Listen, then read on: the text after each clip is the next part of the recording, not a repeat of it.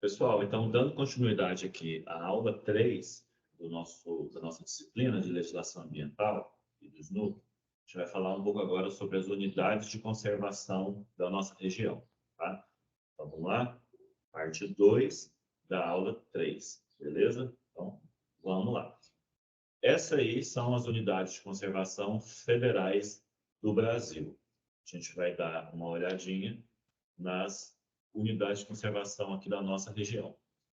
Então, quais são essas unidades de conservação?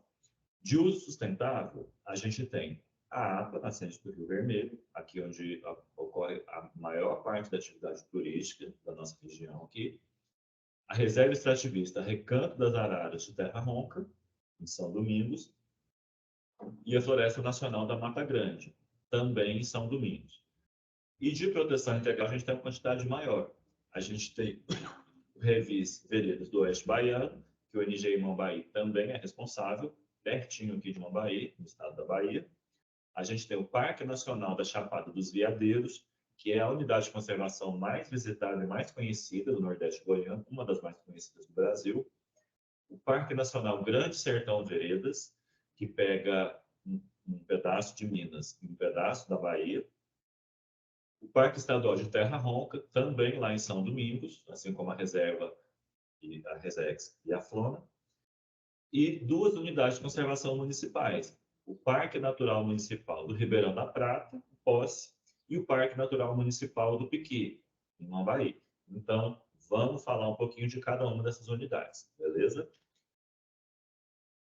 Então, só para a gente se situar melhor, aí estão algumas das unidades, as unidades de conservação do estado de Goiás, e aparece ali também do Distrito Federal e o Revis Veredas do Oeste Baiano, na Bahia, e está circulado aí aquelas que eu destaquei como sendo da nossa região. Eu estou chamando de nossa região aqui todo o Nordeste goiano e também o Grande Sertão Veredas e o Veredas do Oeste Baiano, porque são próximos aqui da gente, né? Então, vou falar detalhadamente de cada uma dessas unidades aí.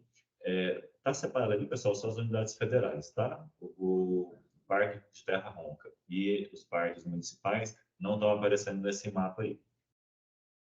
Assim, tem outras unidades que estão relativamente próximas, mas que a gente não vai abordar aqui, porque já estão num contexto social, ambiental bem diferente do nosso. Então, você tem ali no extremo noroeste do estado de Goiás, a APA Meandros do Rio Araguaia, já na divisa ali com o Rio Tocantins, com o estado de Tocantins.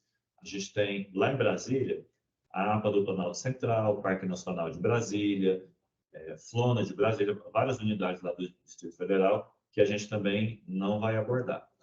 E um pouco mais ao norte, aí não aparece na imagem, tem Estação Ecológica Serra de Tocantins, no Jalapão, e um pouco mais a leste, aí à direita dessa imagem, Parque Nacional Cavernas do Peroçu.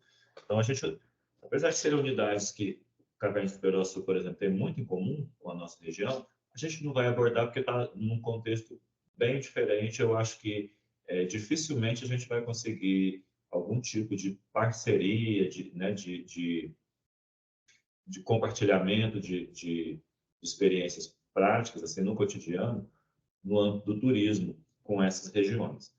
Mas quem sabe no futuro, né, especialmente o Peruaçu, que tem situação de cavernas também, e o Jalapão, que é mais próximo, quem sabe a gente vai conseguir caminhar para parcerias de roteiros turísticos, mas não é a realidade hoje.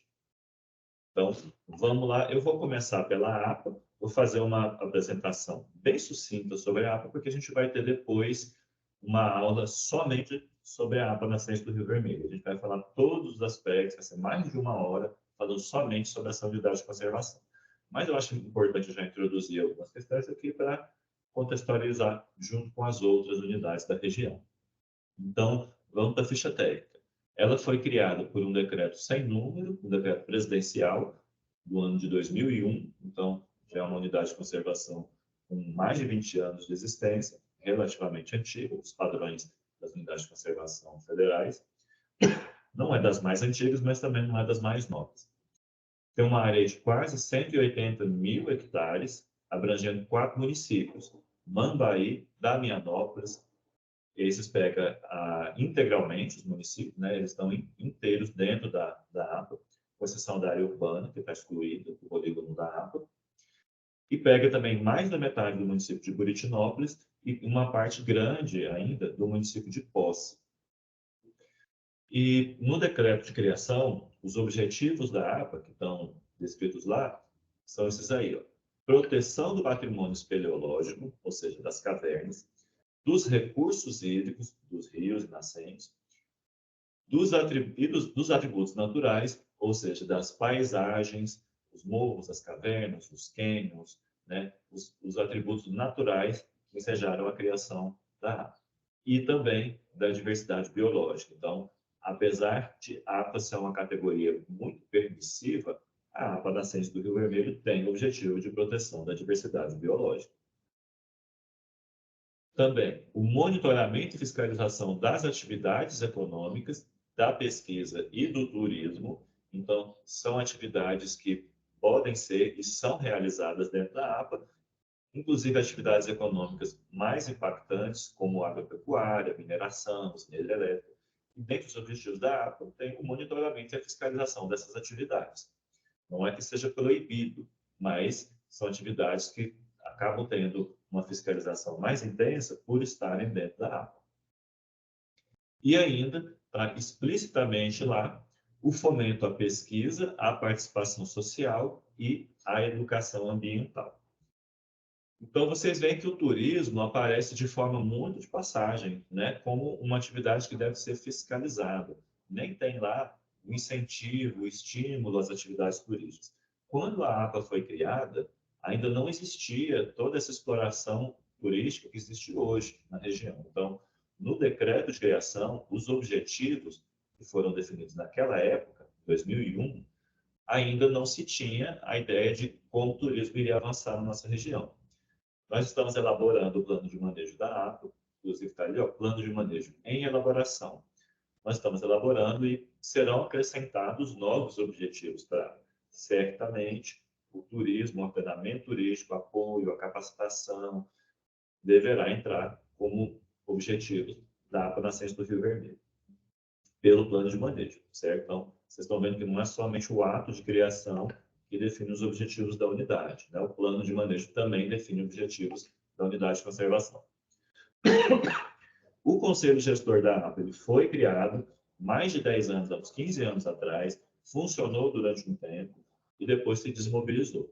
Atualmente, a gente está em processo de renovação do Conselho Gestor. Na segunda-feira da semana passada, a gente teve uma reunião para definir a composição do conselho. Agora, em agosto, a gente deve ter uma nova reunião para fechar o conselho e aí, então, ele vai ser renovado. E as ameaças à nascente do Rio Vermelho, em primeiro lugar, o desmatamento.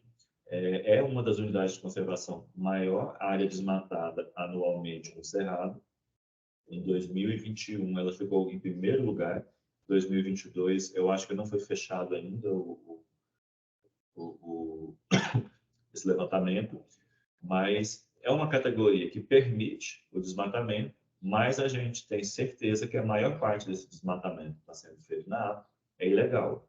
Poderia ser legalizado se tivesse obtido autorização, mas a gente percebe que tem muito mais desmatamento do que aqueles cuja autorização passa por nós.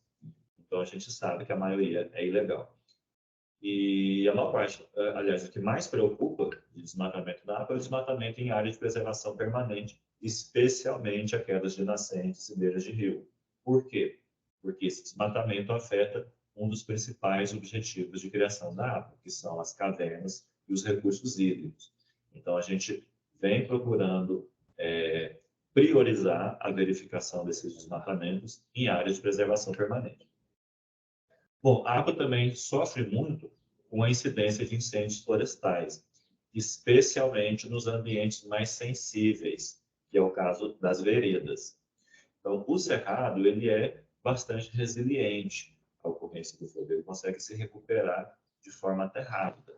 O que prejudica muito o cerrado é a incidência com muita frequência de incêndios na época mais seca. Mas ele ainda assim, se a gente conseguir mudar o regime de queimas, o cerrado responde bem. Já as veredas são muito sensíveis, principalmente aos incêndios no final da época seca. Matam uma quantidade muito grande de buritis, de xiriri, de árvores que formam o ambiente florestal das veredas e, eventualmente, os incêndios na vereda, na época seca, atinge a turfa, que é o brejo, né? Que é o solo orgânico que tem abaixo da superfície. Esse é o chamado incêndio subterrâneo. Quando acontece de ter um incêndio subterrâneo na vereda, aí é o grau máximo de dano que um incêndio florestal pode provocar em uma vegetação, porque se perde toda a vida do solo, as raízes, os micro-organismos, os pequenos animais, minhocas, formigas, cupins, tudo isso é fundamental para a vida, para a função ecológica do solo, tudo isso morre com incêndio subterrâneo. O Sandro vai falar bastante para vocês sobre os tipos de incêndios, sobre os efeitos dos incêndios, inclusive do incêndio subterrâneo, quando for no módulo de prevenção e combate a incêndios, tá? Mas é importante a gente já ter claro o efeito desses incêndios nas áreas de vereda, porque vocês vão ver que vai acompanhar praticamente todas as unidades de conservação da nossa região. E uma outra ameaça que tem aqui na região da APA é a caça. A caça é realizada de forma cultural em várias regiões do Brasil. O estado de Goiás não é diferente, mas particularmente aqui na nossa região, essa região da divisa entre Goiás e Minas, existe uma cultura muito forte da prática da caça. Isso porque o Nordeste goiano e o Oeste baiano são regiões que, durante muito tempo, tiveram uma ocupação muito restrita. Então, a prática dessas atividades continuou sendo realizada e aceita socialmente, culturalmente, durante muitas gerações.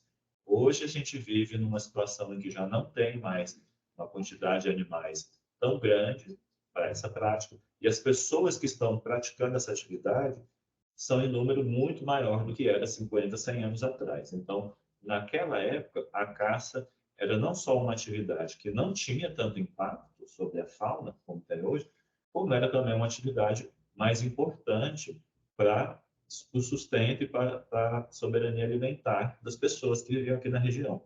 Hoje em dia, ninguém precisa caçar para se alimentar, né? Pelo menos não aqui na nossa região. Mas a caça continua sendo praticada por razões culturais. Então, é uma das ameaças não só à APA Nascentes do Rio Vermelho, mas a praticamente todas as unidades de conservação aqui da nossa região. Então, a APA se destaca pelos seus atrativos turísticos, né? Do lado esquerdo aí em cima, o Fervedouro, lá na Fazenda Rio Vermelho. A outra imagem aí em cima, a tirolesa do Cânion do Rio das Dores, lá na Penhasco. E embaixo tem a Cachoeira do Funil, o Dedo de Deus e a Cachoeira Paraíso do Cerrado. Então, tem outros atrativos que não, acabaram não entrando aí, né? Porque a gente não vai se aprofundar neles agora. Quando eu for falar sobre a APA, a gente vai adentrar mais. Mas os atrativos turísticos não estavam entre os objetivos de criação da APA quando ela foi criada, mas hoje eles são um dos principais objetivos da gestão dessa unidade de conservação. Tanto é que a gente está fazendo esse curso aqui, especialmente em razão da atividade turística que é feita nesses atrativos da APA.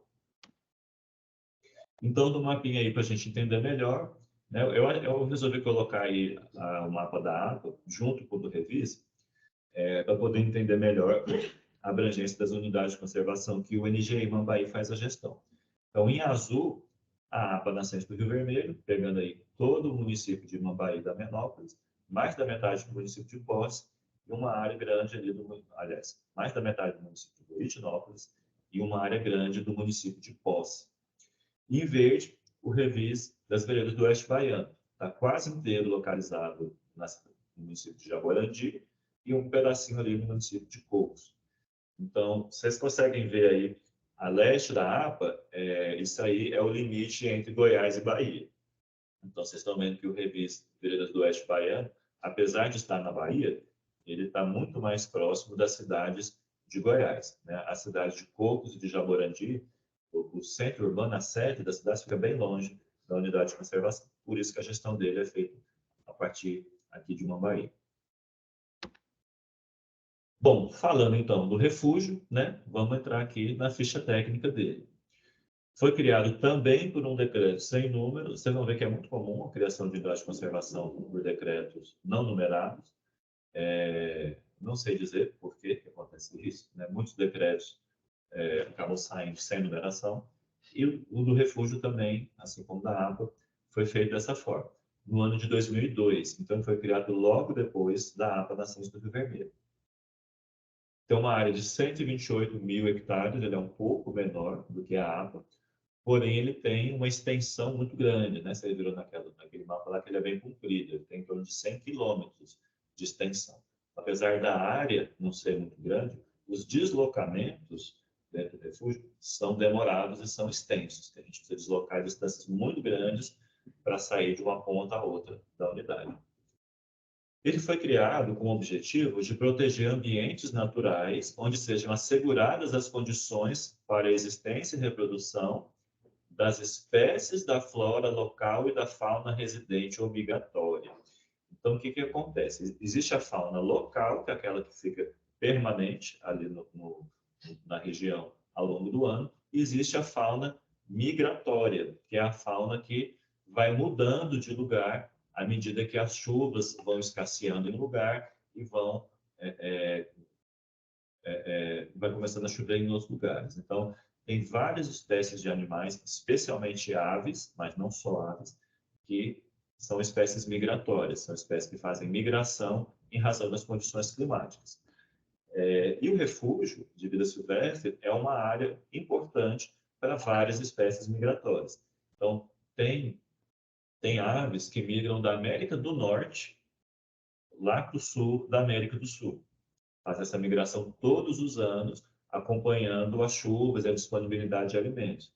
Muitas dessas aves utilizam as áreas úmidas, aliás, as aves em geral elas utilizam as áreas úmidas nas suas migrações e muitas delas utilizam as áreas úmidas do oeste baiano e do nordeste goiano. São o quê? As veredas.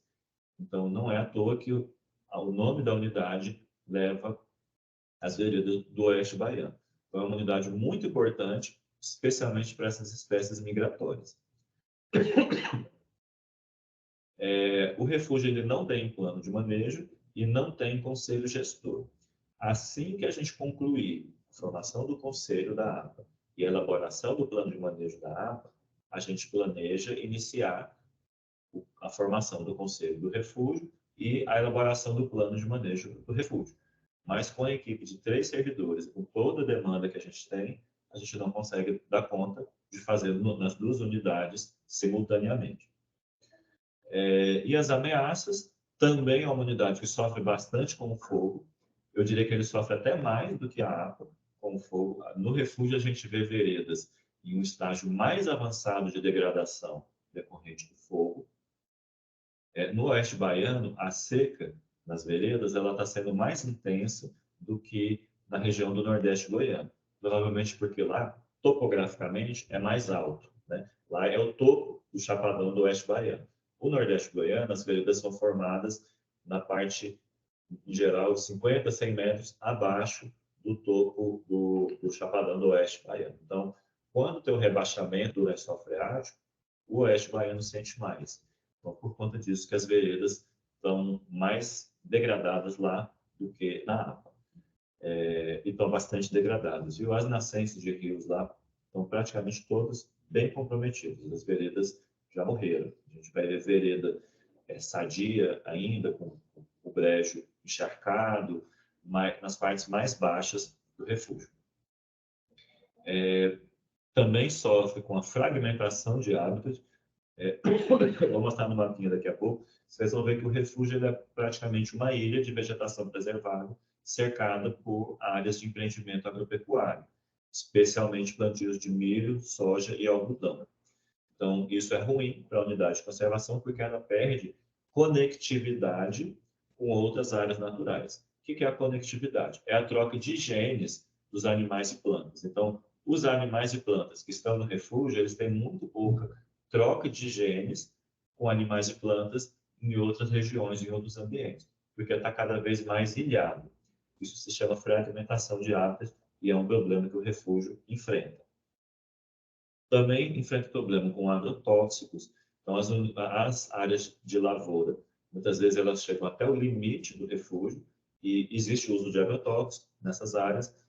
E se não for feito de forma adequada, observando todas as normas técnicas, acontece uma coisa que se chama deriva. Então, o agrotóxico que é lançado na lavoura, o vento joga ele para fora da lavoura, para áreas muitas vezes 2, 3 quilômetros, 5 quilômetros de distância, dependendo do vento e da forma que é feita a aplicação.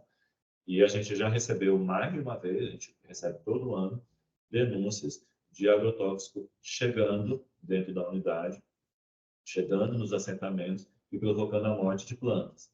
Então, a gente não tem muito claro qual é o impacto dos agrotóxicos sobre a unidade de conservação, mas a gente sabe que existe.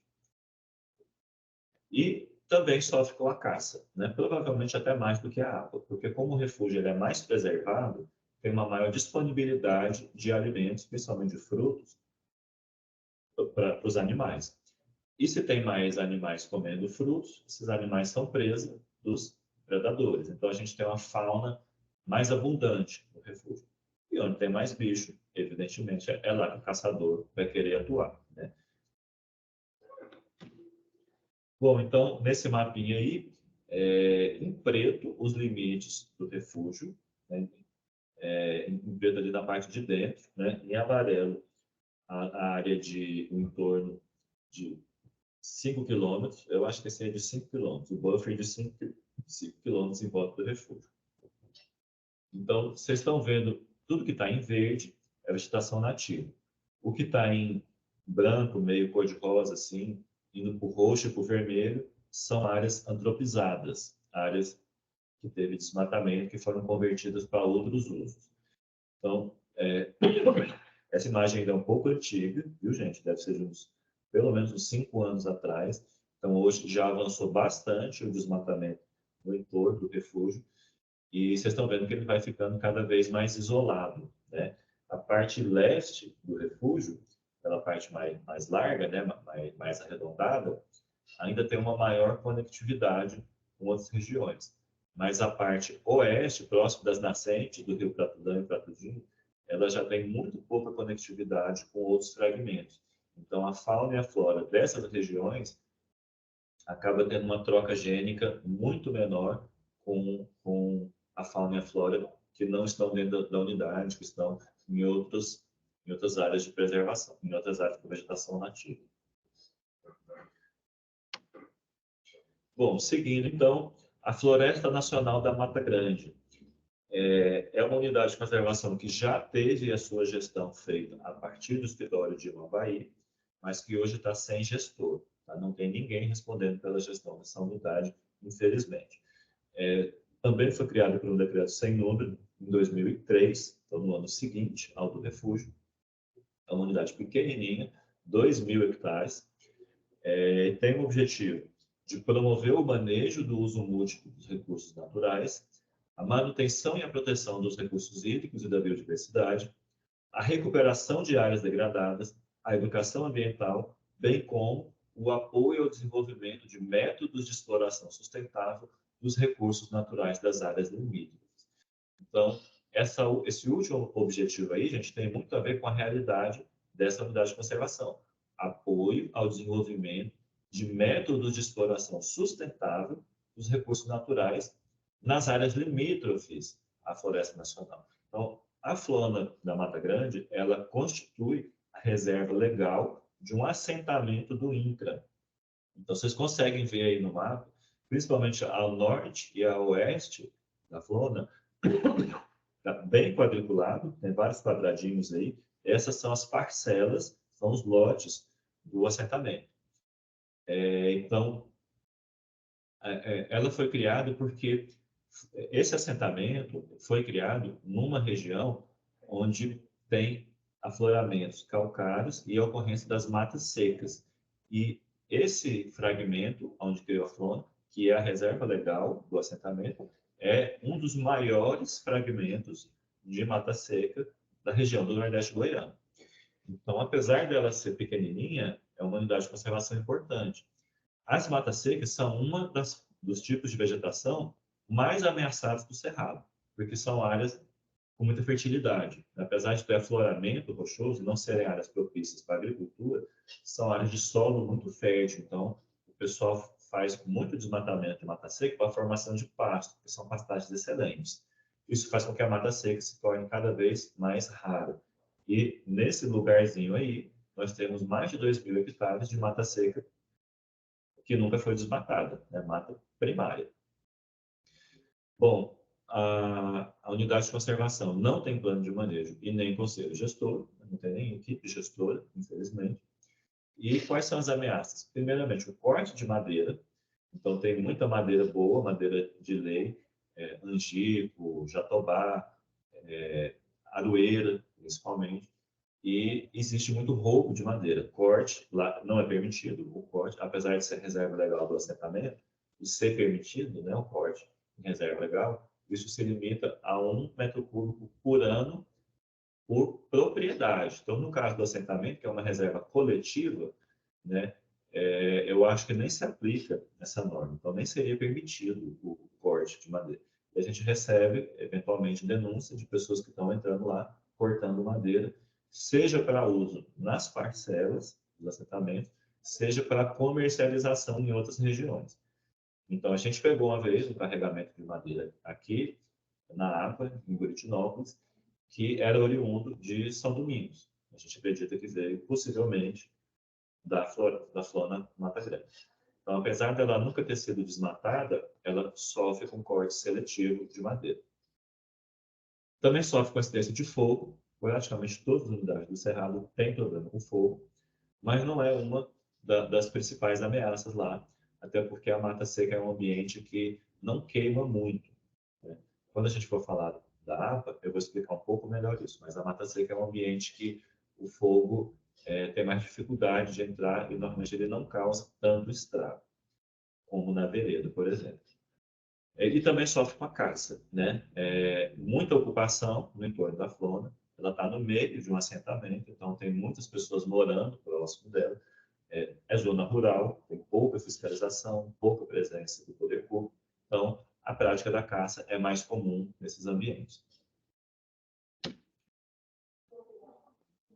E aí a gente chega à quarta unidade de conservação, que já teve sua vinculação aqui ao NGI Mambaí, Reserva Extrativista Recanto das Araras de Terra Ronca. Assim como a Flona Mata Grande, a gestão dela no passado era feita aqui pelo escritório de Mambaí, o gestor da Resex ficava sediado aqui em Mambaí, mas já tem muitos anos que ela vinha sem equipe gestora. Quando foi criado o NGI Mambaí, ela não foi incluída no NGI. Desde o finalzinho do ano passado, voltou a ter uma pessoa respondendo pela chefia da Resex, o Estevão, nosso colega do CNBio. Ele fica em Brasília, ele está reestruturando a Resex, reestruturando os instrumentos de gestão, formando uma brigada voluntária, formando um conselho lá para a Resex, e a ideia é criar condições para que seja possível colocar uma equipe gestora local. Ainda não está definido se vai ser lá na comunidade de São João, que fica na Resex, que é a comunidade beneficiária da Resex. Não está definido se vai ser em São Domingos, Guarani, Foz, mas está definido que vai ser priorizar colocar próximo da unidade para fazer a gestão em loco, né, lá no local. Então, ela é um pouco mais nova, foi criada também por um decreto sem número, de 2006, e é uma unidade de conservação pequena também, 12.000 hectares. Ela foi criada com os objetivos de proteger os meios de vida e garantir a utilização e a conservação dos recursos naturais renováveis, tradicionalmente utilizados pela população extrativista residente na área de sua abrangência. Vocês lembram quando eu falei das categorias de unidade de conservação? Que a reserva extrativista e a reserva de desenvolvimento sustentável são criadas para uma comunidade extrativista, que é beneficiária, lembram disso? Então, a Resex Terra Ronca foi criada por demanda de um grupo de extrativistas lá da comunidade de São João, e o objetivo dela, evidentemente, está associado a essa atividade extrativista da comunidade de São João. É uma unidade de conservação que também não possui plano de manejo e não possui conselho gestor. O conselho foi criado, funcionou um tempo e se desmobilizou. Então, atualmente, ela não tem conselho. Ameaças. Fogo, né, é a principal ameaça. Vocês estão vendo aí que tem ambiente de vereda no mapa, vocês conseguem perceber isso?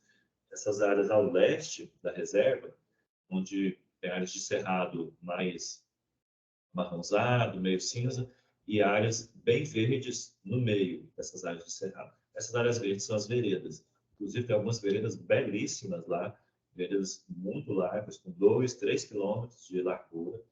Então, veredas importantes, né? E tem sofrido com fogo também. Nós de Mambaí temos feito quase todo ano combate a incêndios lá. Do ano passado que a gente não precisou ser acionado porque tinha uma brigada comunitária formada lá. Então o ICMBio conseguiu, a própria gerência regional em Goiânia conseguiu apoiar e acionar essa brigada voluntária que foi formada lá para os combates aos incêndios. Sofre com desmatamento também, porque ela é constituída por propriedades privadas que ainda não foram desapropriadas. Então, os proprietários dessas áreas, eles podem manter as atividades que eles tinham antes da criação da reserva, mas eles não podem ampliar a área convertida. Então, eles não podem ampliar a pastagem, ampliar a lavoura, né? Não pode transformar cerrado em pastagem ou lavoura. E isso tem acontecido. Eventualmente a gente recebe denúncias, já fizemos autuação lá nesses últimos anos, e é uma das ameaças à unidade. E também, evidentemente, a caça, né? É um problema presente em praticamente todas as unidades do país. Aqui na nossa região, do Nordeste goiano, a caça é particularmente intensa e um problema mais comum do que em outras regiões do país. E então, partindo da Resex, a gente vai para a unidade de conservação vizinha à Resex, que é o Parque Estadual de Terra Ronca. Não está nesse mapa aí, mas vocês conseguem ver aqui, ó, olha o desenho da Resex, memoriza ele aqui. Nesse mapa aqui, aquela reentrância do Parque Estadual ali, no sudeste do parque, onde ele faz uma curvinha, ali é a Resex, tá? Então, o parque ele praticamente engloba a Resex. Foi criado pela Lei Estadual de Goiás, número 10.879, de 1989. Então, ele já é bem mais antigo que as unidades que a gente viu do ICMBio até agora. Tá? O objetivo do parque: preservar a flora, a fauna, os mananciais e, em particular, as áreas de ocorrência de cavidades naturais subterrâneas e seu entorno, ou seja, as cavernas e seu entorno, protegendo sítios naturais, de relevância ecológica e reconhecida importância turística. O parque tem plano de manejo e tem conselho gestor. O gestor atual do parque, o Wesley, ele tem conseguido avançar bastante na gestão do parque, tem fortalecido os instrumentos de gestão, tem conseguido estruturar bem o uso público, a brigada, tem se aproximado bastante da gestão da Resex. Então, o parque vem num momento muito interessante da sua gestão. É uma região que tem muita atividade turística por conta das cavernas, vou falar nos próximos slides, e isso tem se refletido na intensificação da gestão do parque. Possivelmente, gente, eu não conheço bem as unidades estaduais de Goiás, mas eu tenho a impressão que o Parque Estadual de Terra Ronca é a unidade com melhor grau de implementação das unidades estaduais de Goiás. Ele é a maior unidade estadual, é o maior parque estadual de Goiás. Eu esqueci de falar, né? 50 mil hectares. Os padrões das unidades estaduais, ele é grande, em geral as unidades estaduais e municipais são bem menores do que as federais, é um parque estadual grande e bem implementado, né? Provavelmente o que está mais avançado no estado de Goiás, das unidades estaduais, né? Bom, e as ameaças, eu destaquei aqui o fogo e a caça. Desmatamento e corte de madeira é muito pontual dentro do parque, ele já tem mais da metade dele regularizado, já foi desapropriado. Tem ainda algumas propriedades, algumas posses que não foram indenizadas, mas estão em processo. O governo do estado vem priorizando bastante a regularização fundiária do Parque Estadual de Terra Ronca. Então, ele recebe esse nome por conta dessa caverna aí, a Caverna de Terra Ronca, que é a maior caverna do estado de Goiás e uma das maiores do Brasil. Ela tem, salvo engano, algo como 90 metros de altura do pórtico, né, que é a boca da caverna. É uma caverna imensa, recomendo fortemente quem tiver possibilidade de conhecer, é muito bonita. Tem um santuário católico lá dentro e é feita uma vez por ano, eu acho que no mês de agosto, uma romaria, onde vários peregrinos se dirigem até esse santuário, acampam no local, aí tem missa, né? Então, é um local de importância cultural e religiosa muito grande, além de uma imensa beleza cênica. É uma das cavernas mais bonitas do Brasil, sem sombra de dúvida. Tá? O pórtico dela é impressionante, não é só muito alto, como ele é muito amplo, ele é bem largo. Né? Então, é realmente uma das grandes maravilhas que a gente tem no estado de Goiás. Mas o parque tem vários outros atrativos, quase todos associados às cavernas. Então, são cavernas muito bem muito ornamentadas, com uma grande quantidade de espeleotemas.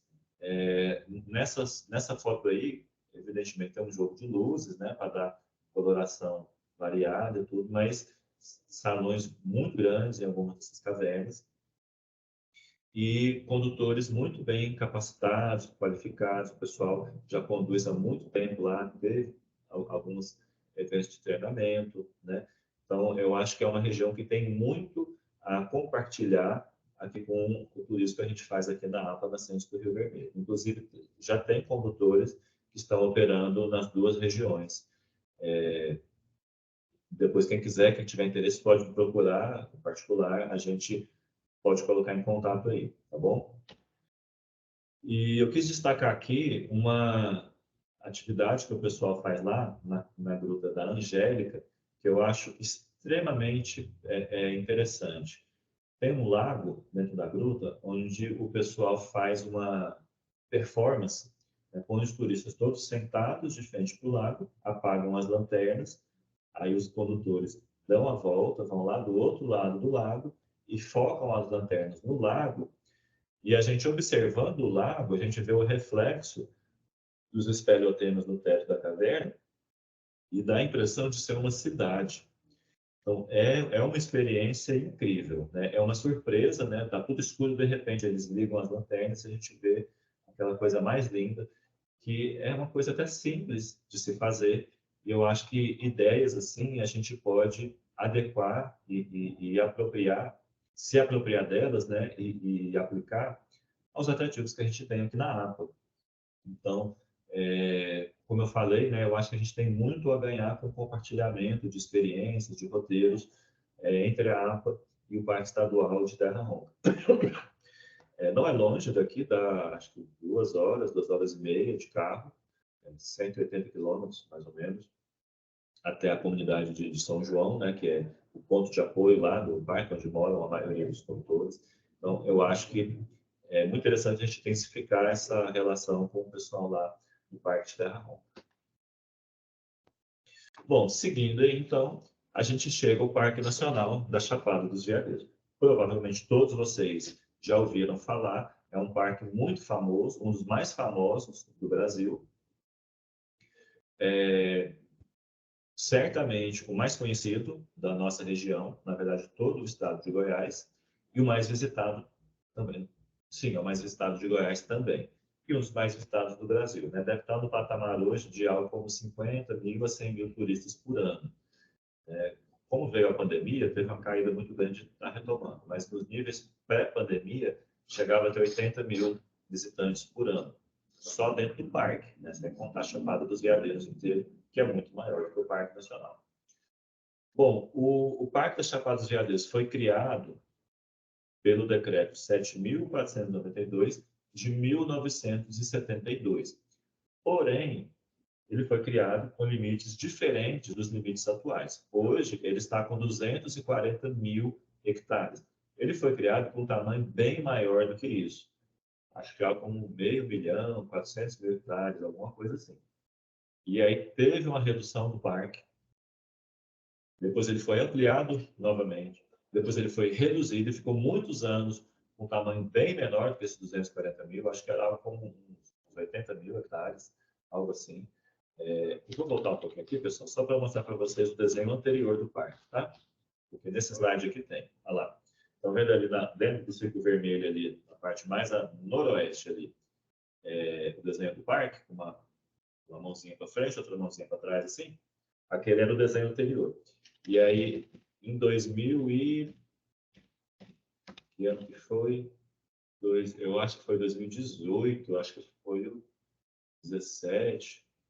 Foi o Temer, foi o presidente Temer que assinou a expansão do Parque Nacional, que era um processo que já vinha há muitos anos, com suporte científico, né, com muitos estudos, com muita demanda de algumas atores locais, algumas prefeituras, o setor turístico lá da Chapada dos Veadeiros, e por conta da resistência, principalmente dos setores mais ligados ao agronegócio, essa proposta demorou muito a avançar, mas finalmente, principalmente pela pressão social que foi feita a favor do parque, ele veio a ser expandido.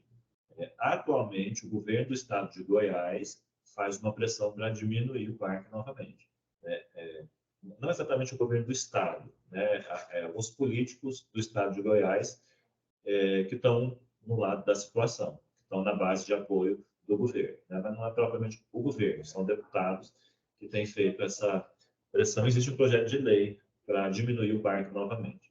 Espero que não avance. Né? Foi uma luta muito grande para conseguir fazer o parque voltar a ter um tamanho mais próximo daquele no qual foi criado em 72. Bom, o Parque das Chapadas Veadeiros tem o objetivo de conservação de amostras representativas do Cerrado do Brasil Central, especialmente do Cerrado de altitude, para a proteção das reservas hídricas da área do alto curso do Rio Tocantins, bem como para a realização de atividades de ecoturismo, recreação e educação ambiental em áreas naturais. Então, o que é cerrado de altitude? É o cerrado em ambientes mais altos, onde o clima costuma ser mais seco, a temperatura é um pouco mais baixa, o ar é um pouco mais rarefeito. O Parque Nacional dos Chapados Veadeiros pega o ponto culminante do cerrado. O que é ponto culminante? O ponto mais alto. Então, o cerrado já ocorre predominantemente no Planalto Central, já é um ambiente mais alto, mas as áreas mais altas de cerrado no Brasil são lá na região das Chapadas Veadeiros, e o ponto culminante, que é o Pico do Pouso Alto, fica dentro do Parque Nacional da Chapada dos Veadeiros, 1.400 metros de altitude. Pra vocês terem uma ideia, aqui em Mambaí a gente está mais ou menos aí a 700 metros de altitude. Então, é o dobro da altitude da nossa região aqui. E lá dentro do parque, eu não sei se é exatamente dentro do parque que fica a nascente, ou se algumas das nascentes que vão formar o rio Tocantinzinho, que vai ser o formador do rio Tocantins, que é um dos rios mais importantes do Cerrado brasileiro. Então, daí também os objetivos de criação do parque. O parque tem plano de manejo, tem conselho gestor, tem PMIF, né, o Plano de Manejo Integrado do Fogo, tem o PFIS, que é o Plano de Fiscalização Simplificada. Salvo engano, tem o Plano de Uso Público também. Então, é um parque que tem praticamente todos os instrumentos de gestão das unidades de conservação. Então, o parque está num grau de implementação também bem mais avançado que as outras unidades de conservação da nossa região. O ICMBio tem lá, eu acho que 6 ou 7 servidores hoje, lotados no parque. Então, é bem mais que a gente tem aqui em Mambaí, que são só 3. E aqui a gente divide entre 2 unidades de conservação. Né? Então, como resultado, o parque de Gadelha está bem mais avançado. Como ameaças, eu destaquei aqui o fogo, né?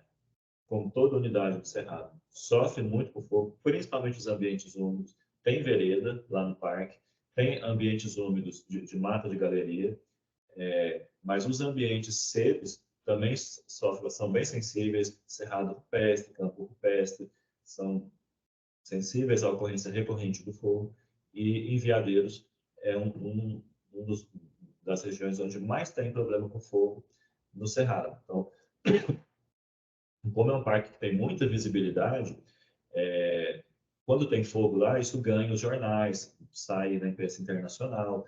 Então, não é raro a gente ter operações com 100, 200 homens lá em Veadeiros. Normalmente, são operações muito grandes, inclusive com a comoção. Teve um ano que até o Leonardo DiCaprio se envolveu, doou dinheiro, ajudou a campanha para as pessoas doarem dinheiro para os combates, né? Então, é uma unidade com muita visibilidade e os incêndios lá têm muita visibilidade também. Também tem muito problema com caça. Esse nome, Veadeiros, não é por acaso, né? A Chapada dos Veadeiros, quando começou a ser ocupada pelos bandeirantes, pelo pessoal da mineração de cristal, né, do garimpo de cristal, isso 100 anos atrás, ou mais até, era uma região onde tinha muita abundância de caça, principalmente de veado. E o pessoal que ia caçar o veado, né, para o abastecimento das frentes de ocupação, eram os veadeiros, só que ia caçar veado. E ficou com esse nome, Chapada dos Veadeiros, porque era onde os veadeiros iam lá para caçar, para atuar. Então, vocês imaginem que é uma atividade que não desapareceu, né? Até hoje tem muita atividade de caça na região. E também sofre com desmatamento, principalmente depois da ampliação do parque. Tá? Nos limites anteriores, não tinha problema de desmatamento dentro do parque. Talvez alguma coisa muito pontual, assim, em alguma área, não sei se tinha área não regularizada, eu acho que já era 100% regularizado, né, a área antiga do parque. Mas com a expansão, aí o que aconteceu? As pessoas que eram contra a expansão do parque, principalmente os proprietários das áreas dessa região, em retaliação, porque não queriam que criasse um parque nacional lá, não queriam restrições, né, à atividade que eles desenvolviam nas suas propriedades, é até compreensível essa resistência, mas eles passaram a resistir de uma forma que aí não tem como a gente compreender, que foi utilizando fogo em retaliação. Então, no ano que teve a expansão, foi um ano particularmente crítico para os incêndios florestais e tem ocorrido ainda desmatamento nessas propriedades. Com a expansão do parque, né, quando essas propriedades se tornaram parque nacional, as pessoas podem manter a atividade que tinha, mas elas não podem desmatar novas áreas. Então, isso tem ocorrido e tem demandado ações de fiscalização nessas áreas, que tem sido feito. Inclusive, mais ou menos 2 meses atrás, a gente, um servidor aqui de Mumbai, participou de uma ação de fiscalização dessas de desmatamento lá no parque. Assim, eu estava esquecendo, eu circulei ali em vermelho, onde fica a cidade de Alto Paraíso. Vocês estão vendo que a cidade fica bem próximo do Parque Nacional, né? E em amarelo, onde fica a comunidade de São Jorge, que é onde está a portaria principal do parque e onde se concentra a atividade turística no Parque Nacional hoje. Então, só para vocês se localizarem melhor.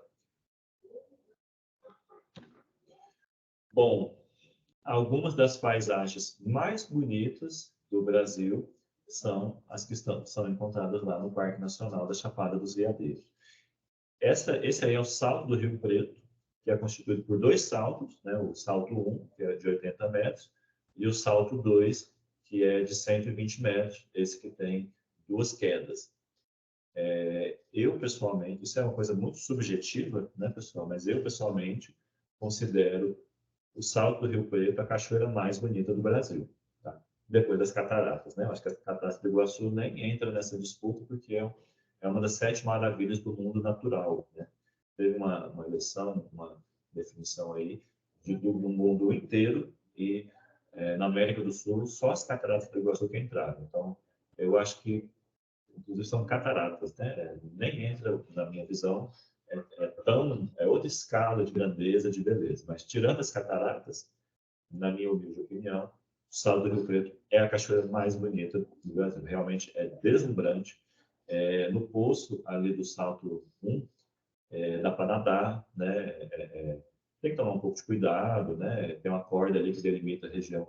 Veadeiros é uma região onde tem muito acidente, todo ano morrem pessoas, seja por conta da tromba d'água, seja por irresponsabilidade mesmo, né? Mas é um passeio bem completo. Tem trilha, dá para nadar, tem o visual das cachoeiras, né? Não é por acaso que é unidade de conservação mais visitada do estado de Goiás. Bom, seguindo aqui, Parque Nacional Grande Sertão Veredas. Eu destaquei aqui o livro do Guimarães Rosa, que dá origem ao nome do Parque Nacional. Esse livro do Guimarães Rosa, Grande Sertão Veredas, é um dos maiores clássicos da literatura nacional. Eu, pessoalmente, acho um dos livros mais bonitos que eu já li. Ele retrata de forma muito fiel e muito detalhada o modo de vida do sertanejo, a região onde se desenrola a história, que passa pela região lá do Grande Sertão Veredas, né? Fala do Rio Carinhanha, fala de vários locais que estão dentro do parque hoje, e retrata de forma extremamente precisa e fiel até mesmo a fala e os costumes do sertanejo. Então, quando veio a ser criado esse parque, ele acabou servindo de homenagem ao livro do Guimarães Rosa. Não foi criado por causa do livro, mas tem muito a ver com o livro e fizeram uma homenagem, né, a essa obra-prima da literatura brasileira, que é o livro Grande Sertão Veredas.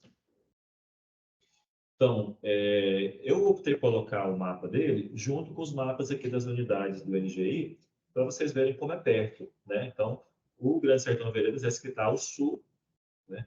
Ele é maior do que a APA e do que o refúgio. Eu acho que dá mais ou menos o tamanho da APA e do refúgio juntos, né?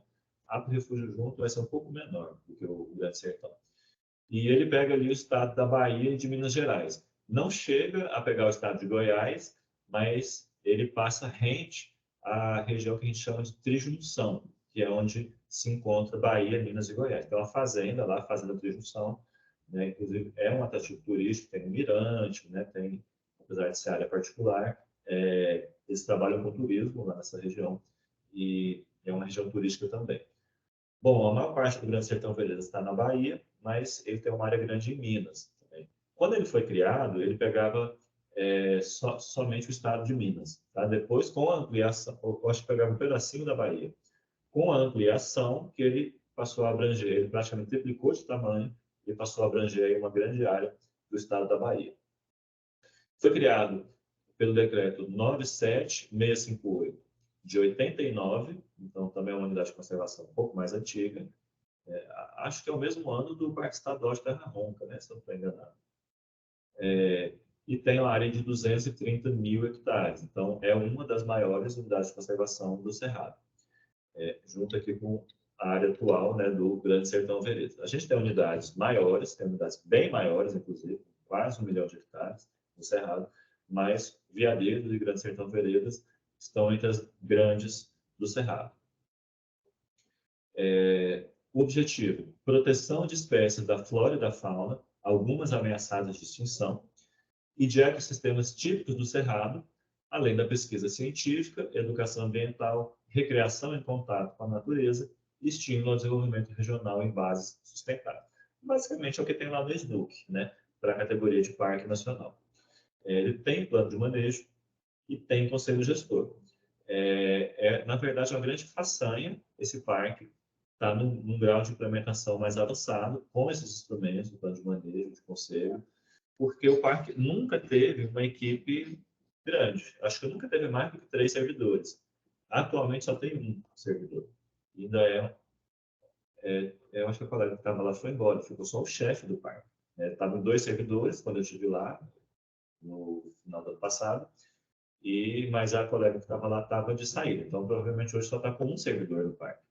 Mas eles têm tido muito apoio de ONG, basicamente da Funatura, que é uma ONG ambientalista que atua no Brasil e que quase que adotou o Grande Sertão Veredas como uma unidade vitrine. Então, eles têm realizado muitos projetos lá na região do Grande Sertão Veredas. Então, regularização fundiária, eles apoiaram muito. Eu não sei se propriamente com recurso, mas com os estudos de regularização, a formação do conselho, o funcionamento do conselho, plano de manejo, aquisição de estruturas, tem torre de observação lá no parque. Foi montado um sistema de rádio, que eu acho que não está operacional no momento, mas foi montado lá. Então, tem tido muito apoio dessa ONG, e é por isso que, apesar do ICMBio não conseguir manter equipe condizente com os desafios do parque, ele tem conseguido avançar na gestão. Então, isso é importante para a gente ver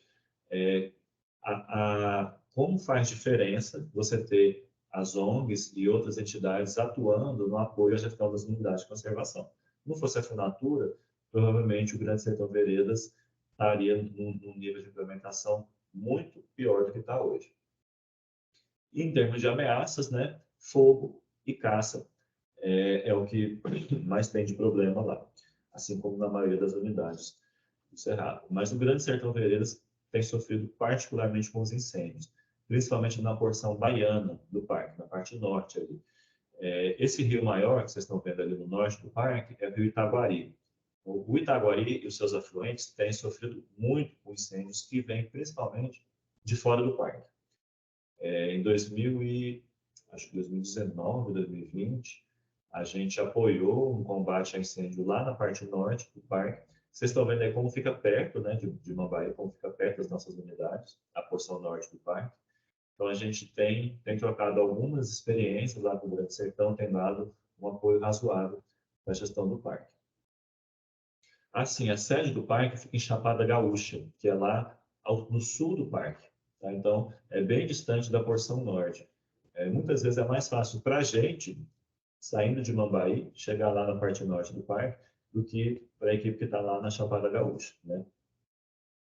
Apesar de que eles mantêm bases da brigada no parque todo, né, e conseguem um acionamento rápido, mas para a chefia, para a equipe do parque, por exemplo, a equipe de gestores, que ficam lá em Chapada Gaúcha, se dirigirem ali no incêndio do Itaguari, por exemplo, eles levam mais tempo do que a gente saindo daqui de Mambaí. Então, o Grande Sertão Veredas, paisagens belíssimas, né, lembram muito a nossa região, principalmente a região do Refúgio, só que lá tem um diferencial que tem uma maior incidência de morros, de serras, né, mais do que no Refúgio.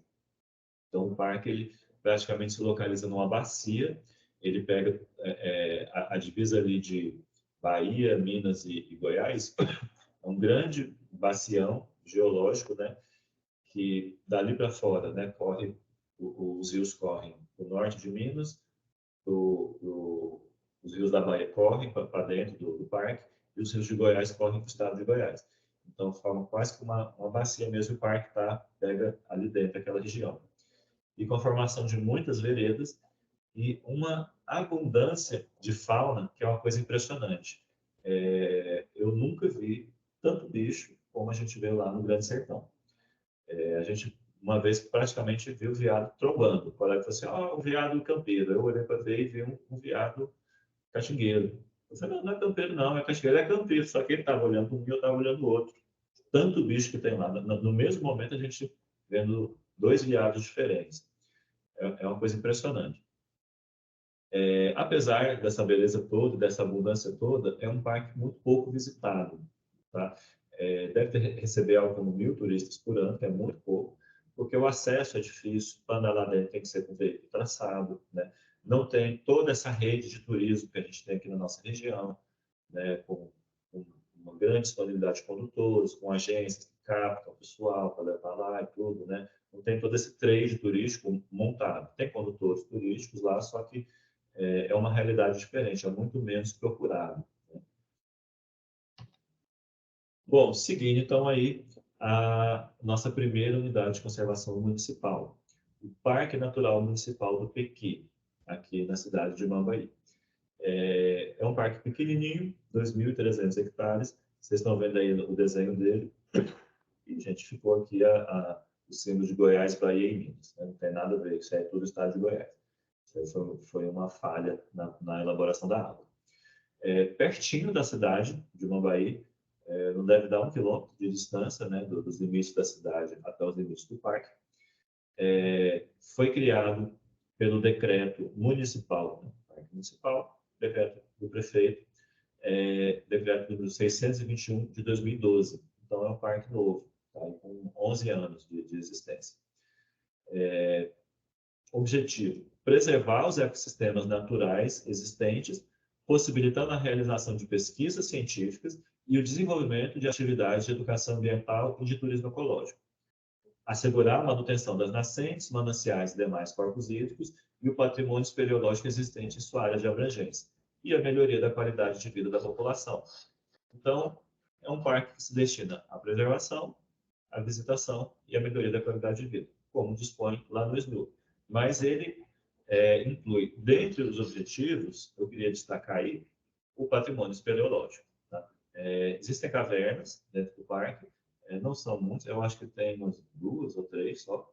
Só que o parque pega algumas áreas de vereda, algumas nascentes do rio Mergulhão, do rio Landi, do rio Borá. O Borá não chega a pegar a nascente, né? Pega só a entrada do rio Borá na caverna do Borá, que são áreas que vão verter para algumas cavernas importantes que a gente tem na região. E é uma das regiões mais importantes do ponto de vista ecológico da APA nascente do Rio Vermelho. Então, essa região aí entre Mambaí e Damianópolis é a região com maiores fragmentos de cerrado preservado.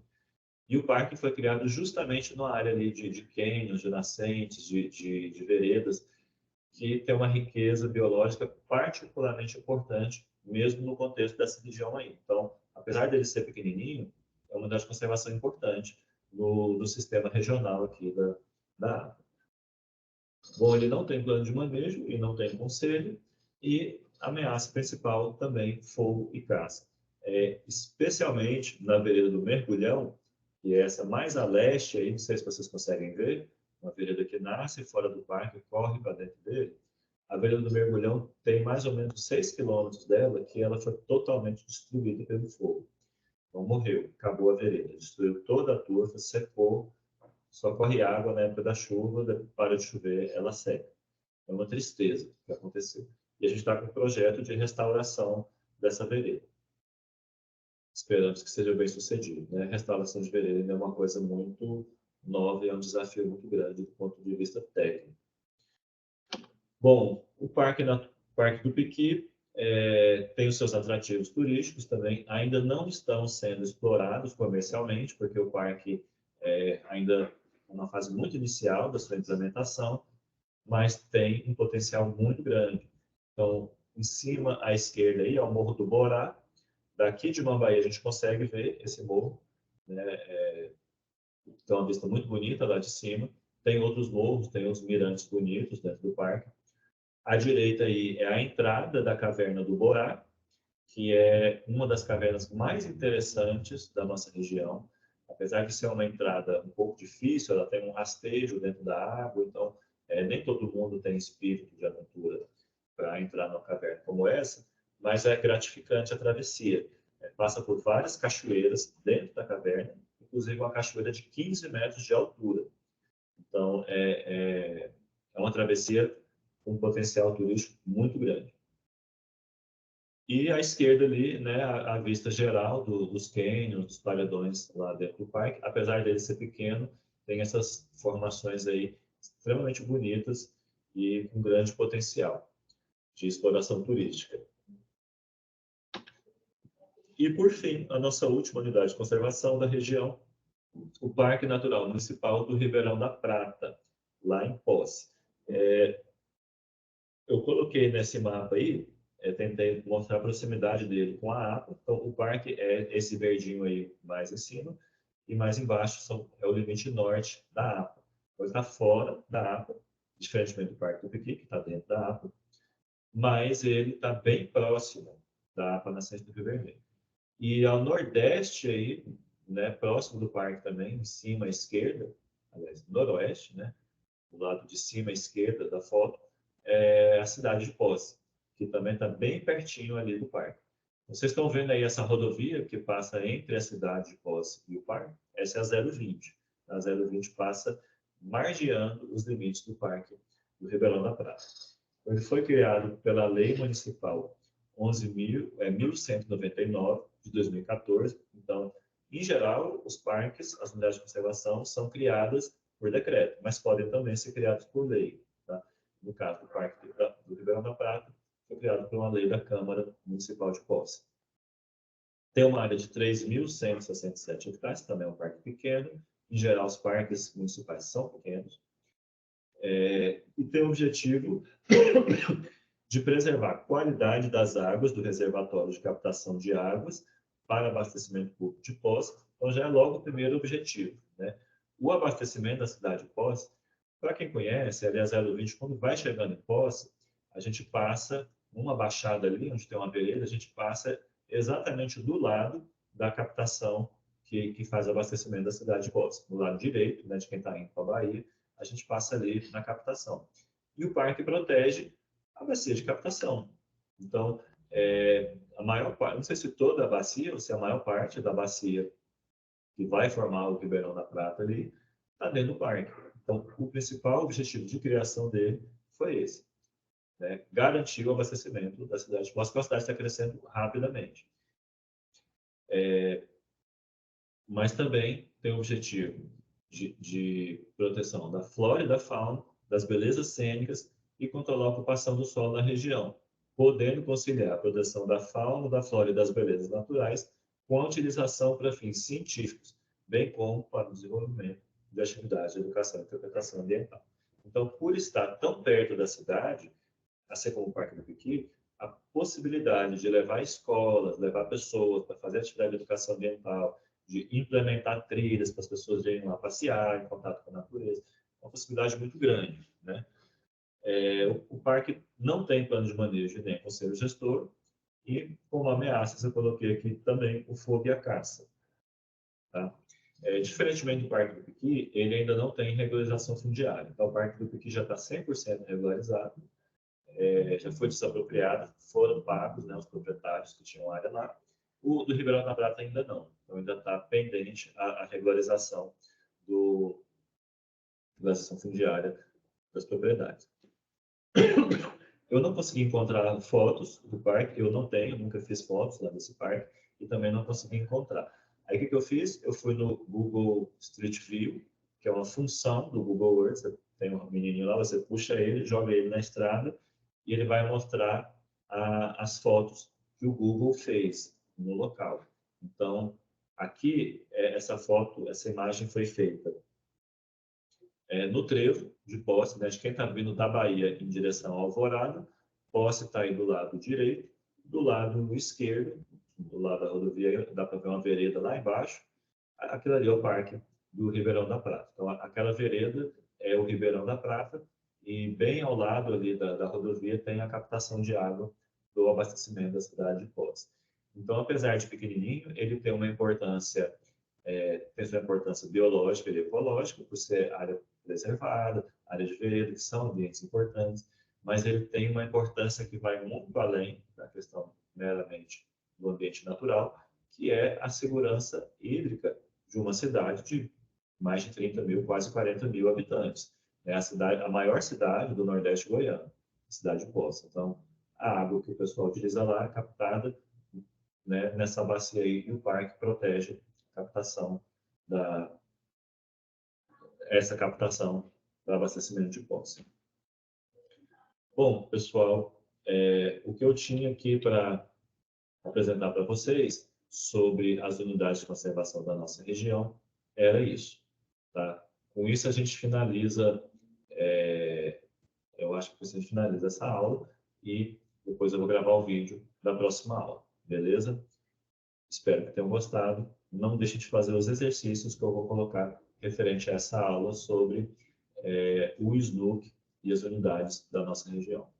Ah, não, minto, pessoal. Tem mais a terceira parte da aula, que são algumas unidades emblemáticas que eu vou trazer aqui para a experiência, que não estão na nossa região, mas eu acho importante a gente conhecer, tá? Então, após a terceira parte, vou colocar os exercícios, não deixem de fazer.